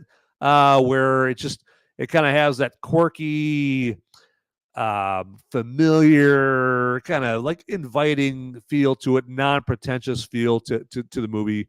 That's I think of with Beetlejuice with that, but it's a very classic Tim Burton movie right there. But also it's mine number one in my half-ass top 5 Michael Keaton list of movies, and we'll see. For the next episode, I'm sure I will have my shit together better, and I will have my actual prepared PowerPoint for my top 5. But sometimes you got to overcome and adapt. All right. So adapt or die, as they say, like, overcome, adapt, improvise. That's the Marine Creed, right? Or one of them. But appreciate you guys checking out the Michael Keaton, my half-ass top 5 Michael Keaton list right there. Yes, celebrate. Absolutely. Okay. So what should we do next, kids? What should we do next? Well, I know what I'm going to do next. I'm going to grab me a little swig of the old Dragon's Milk Crimson Keep there. There we go. I'm going to finish this bitch.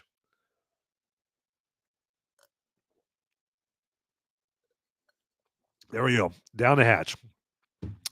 All right. So just to let you guys know, next week, no show. Okay. I'm going to be out of town, going down to the Sunshine State. And but so this Sunday, I will have no Movies Merica live show on Sunday afternoon. And then next Thursday night, I will not have a Movies Merica spoiler warning show. But I will be back on schedule after that week. And we will continue the fun times. Yes, there you go. Like it or not, I will be back. I will definitely be back right there. That's the coolest fucking story I've ever heard in my entire life. That's insane. Can I hear it again? I know. So a lot of you right now, you guys pretty much saying, no, God, please, no. He's going to be back. No, not at all. No. Let's check out here right here. We've got some good comments right here. We got BF Live Bobby. Michael Keaton is the superior Batman right there. That's an opinion, and that would be the wrong opinion right there. So I'm a Christian Bale guy myself right there, but opinions are like, so right there. But yeah, appreciate you joining BF Live, Bobby. I like that right there. Michael Keaton was good though. He is the guy that after a lot of decades of not having any Batman right there, because God, I'm stalling for time because I am trying to remember, my God, the original Batman from back in the 60s, not Burt Ward. Why isn't I remembering Burt Ward's name as Robin, but I can't remember Batman's name there? That's pathetic right there.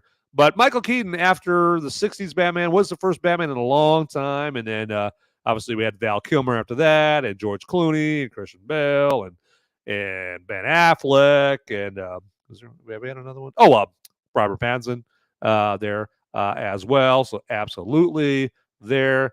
What do we got here? So, and could they make that movie today? I don't know. That's what movie you talking about there, man?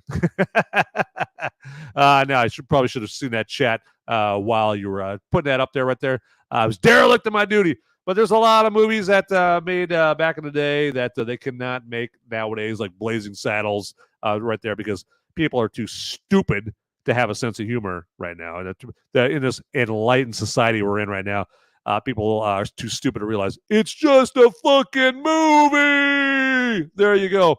But yeah, I want to appreciate everybody. I want to just acknowledge everybody in the chat there off of YouTube for joining the movie. My God, I've had too many of this right here. For joining the chat and contributing. I love it. Right there, absolutely. So, can you wish Bob Levy good health and teeth? Well, Bob Levy, man, I remember the first time we met around the campfire. It was a good time. What am I talking about? I don't know Bob Levy, but hey, good health and teeth to you all the same right there. Okay. So let's do this right here, and I'm going to let you guys know of a few sites that you guys should definitely check out here. Let me real quick here. Everybody in the YouTube chat, hopefully you guys stop by again. Okay, we're here every Thursday night, every Sunday afternoon at 4 p.m. Eastern, 3 p.m. Central, 2 p.m. Mountain, and 1 p.m. Pacific on Sunday afternoons. Okay, on the same bat time, same bat channel, and then the same time you join tonight on Thursdays, every Thursday right there. So, all right, I would be remiss if I didn't mention that. But the first site, the first location that I'm going to refer you guys to, ladies and gents, boys and girls, is solo.to/movies Merica.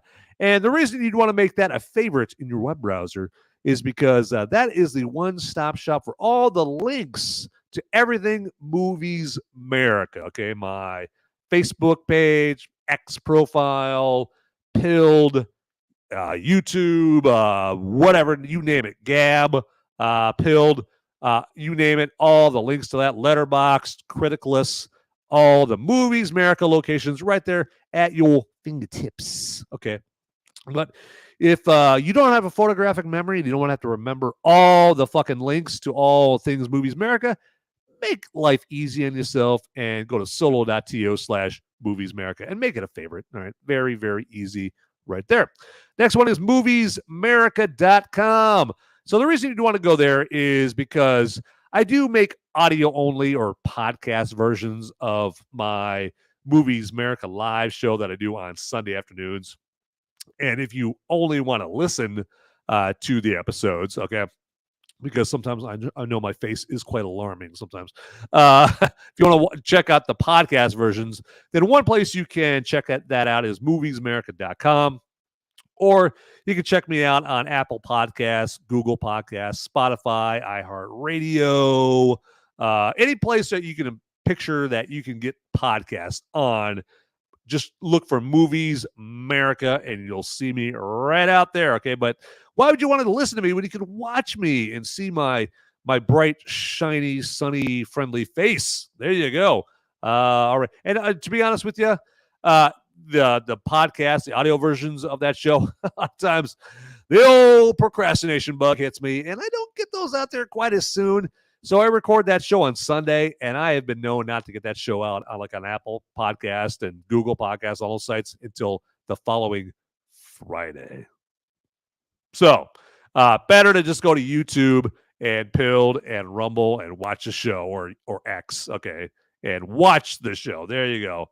All right. And if you don't want to have to look at my face, just turn the TV off. There you go. There you go. All right. And the next place I want to direct you to is where I'm at on social medias. Okay, the social medias. I'm on X and Instagram under @Movies Merica. I'm on Gab under @Movies Merica. Pretty much the easiest way to say it is pretty much every social site you can think of, social media site, I'm on there under, guess what? @Movies Merica. All right. So it's Facebook. I'm on Pilled. I'm on Rumble. I'm on, as you see there, X and Instagram and Gab. So yeah, check me out. Check out my page on all those locations. And if you would, follow me on all those locations right there. And I'm not just going to leave it at that, okay? If you follow me on all those platforms and you DM me an X under @Movies Merica, just let me know, like, hey, Van, I followed you on Rumble and Pilled and Gab, and so you need to follow me back, motherfucker. Well, I will do that. I will follow you back on those platforms that you followed me on, because you know what? You did me a solid. You did me a solid. I'm going to do you a solid back right there, okay? TDPN.locals.com is the next destination I want to turn your attention to. But again, that's our Till Death Podcast Network website, tdpn.locals.com. It's got all kinds of good goodies in there. Check that out, all right? The next one is our merch store. And so if you are really, really drooling over the prospect of getting yourself like a Movies Merica phone case, Movies Merica t-shirt. Hell, Movies Merica yoga pants. Like, maybe your significant other is the kind of woman that actually should wear yoga pants. All right. It's like there's a lot of women out there with way too many folds, should not be wearing yoga pants. Should not be. Okay, so there you go. I'm not in the best shape of myself, so there's certain things I will not wear out of courtesy for the general public, okay? So not all people follow that same philosophy. They're like, I'm fat, and I'm beautiful, and I'm big, and I'm going to wear the tightest shit. And they walk around, and you might just be walking around with a delicious cheeseburger. It's just so delicious. And then you look over, oh my God, oh my God, it's a fucking fat cow in fucking in yoga pants. You're like spitting out your cheeseburger because you're just disgusted. Don't be that person to wear yoga pants, okay? But all that to say is if your significant other, your girlfriend, is hot enough to wear yoga pants, this is where you can get yourself some Movies Merica yoga pants.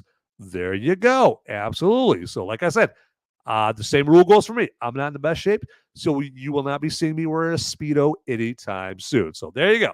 I apply that same rule to myself. There we go. Okay. Thankfully, moving on to at Till Death Network, solo.to/Till Death Pod Network. That's where you'd want to go for just an easy location that has all the links that have to do with anything Till Death Podcast Network related, which would include my show or the Whiskey Capitalist podcast or Sipping with Sean, for just a few examples right there, okay? Then the next one is solo.to/Till Death Studios. That's for the creators, okay? That is for the content creators, the showrunners, the show facilitators, like myself. Okay, I apparently have a show. You're watching it, right? And so if you want to add some flair to your show, like the intros that you saw earlier, or just some cool stuff right here, let me play a little something right here, like that, something like what do we got here, like this. There we go. That would add some flair to your show right there. And my man Ian at solo.to/Till Death Studios could hook you up with cool stuff like that to enhance your show right there. But you've got to take the first step there and contact him. All right, moving on. Solo.to/I'm Sean Cav. That is where you would find all the links that have to do with my man Sean. He's another member of the Till Death Podcast Network, and he's one of the co-hosts of the Whiskey Capitalist podcast. And also he has his own show called Sipping with Sean that comes on every Friday, 4:30 p.m. Central Time. So that's my time. Whatever 4:30 Central Time is in your time, that's what time that comes on. It typically comes on in the form of X, or X, what do they call those? X, is it X Teams? Fuck them. Oh, X Space. There we go. Had a blonde moment there. So it's like in the form of an X Space at the very least. It may come in other forms there. But yeah, easy way, instead of just having to count on apparently my my forgettable ass. Go to solo.to/I'm Sean Cav and get the links to everything Sean Cav related there. All right. And then solo.to/The Whiskey Capitalist. That's where you would go for all the links that have to do with that wild and wacky show, the Whiskey Capitalist podcast, that I'm sure some that are checking out this show check out on every Monday and Wednesday nights. And then they do a show every other Tuesday night, and that is with Ian and Sean and Casey. And they go over just like the hot button topics of the day and funnies and that kind of thing. So solo.to/The Whiskey Capitalist, that's a great thing a great website to save as a favorite, so you have easy access to their shows. And then last but certainly not least, we have solo.to/Till Death Podcast, and that is a one-stop shop for all links that have to do with the flagship program, the flagship show of the Till Death Podcast Network, the Till Death Podcast. Yes, the show that started it all. And the Till Death Podcast show, what that is Ian and his lovely bride, Jen, doing a show that goes over like the latest headlines, the topics that everybody is talking about. I was about to say around the water cooler, but I don't know who has water coolers anymore. But anyway, but also they have funnies, they have funny videos and that kind of thing. And like I said, they're husband and wife. So they cover all that, like, you know, with their marital perspective and that kind of thing. And just like any good husband and wife, they're ribbing each other, giving each other shit. You know, she's busting his balls and he's giving her shit right back. And so if you like that kind of dynamic, which who wouldn't, right? Mixed in with your headlines of the day and funny videos and all that stuff, well, make sure to get to the Till Death podcast. And that is on every other Saturday afternoon. But if you don't want to have to guess on what date and what time that the show is on, just save solo.to/Till Death podcast as a favorite and just kind of periodically check it. And you'll see like, oh, hey, their next episode is on this Saturday at such and such time. It's fantastic. All right. So make it easy on yourself. All right, everybody. But just some locations that I wanted to turn to your attention right there. But we are getting ready to wrap up this show. But I just want to thank everybody for checking out the show here tonight. Everyone on YouTube, everyone on Rumble, everyone on Pilled. Okay. And, also just another reminder, like this episode if you would. Okay, so if you're watching live right now, hit that old like button on whatever platform you're watching this on right now, if you would be so kind. Okay, thank you very much. And then also if you're watching this like the recording of it later on, again, do the same thing if you would. Okay, help me out, okay, because I'm a pathetic human being and I need all the help I can get. So first step to that is hit the like button right there, okay? And then also hit that subscribe or follow button down there if you would, if you haven't already. If you already have, don't click it again because then you'll unsubscribe or unfollow. We don't want that. We do not want that. That would be bad, okay?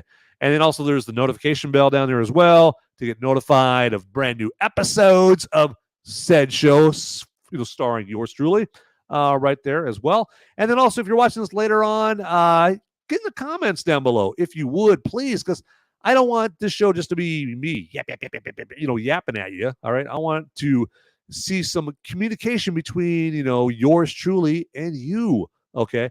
And I want to hear, hey, what did you think of Beetlejuice Beetlejuice? Did you not see it? Did you not see it because you were afraid or you just thought it was going to suck?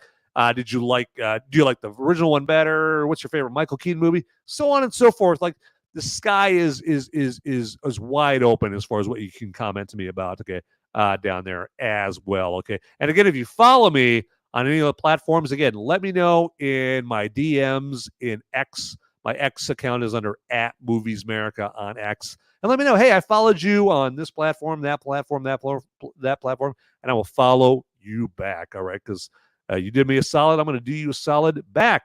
There you go. All right, enough yapping about that right there. Let's wrap this biatch up here.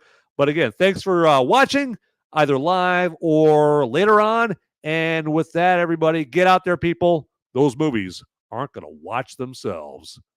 See ya.